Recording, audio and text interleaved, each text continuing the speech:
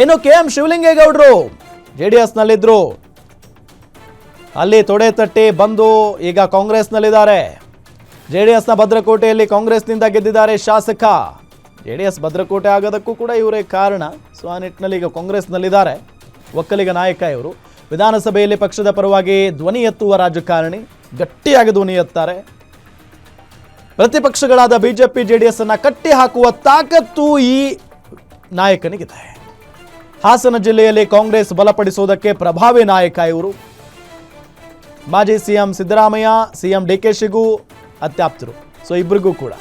So ಹಾಗಾಗಿ ಈ ಹಿಂದೆನೇ ಅಂದರೆ ಕಾಂಗ್ರೆಸ್ಸಿಗೆ ಬರುವಂಥ ಸಂದರ್ಭದಲ್ಲಿನೇ ನಮಗೂ ಅವಕಾಶ ಕೊಡಬೇಕು ಅನ್ನೋ ನಿಟ್ಟಿನಲ್ಲಿ ಕೇಳ್ಕೊಂಡೇ ಬಂದಿದ್ದರು ಶಿವಲಿಂಗೇಗೌಡರು. ಅದಾದ ನಂತರ CM ಸಿದ್ದರಾಮಯ್ಯನವರಾಗಿದ್ದರು, ಬಟ್ ಅವರಿಗೆ ಅವಕಾಶ ಸಿಗಲಿಲ್ಲ. ಯಾರಿಗೆ?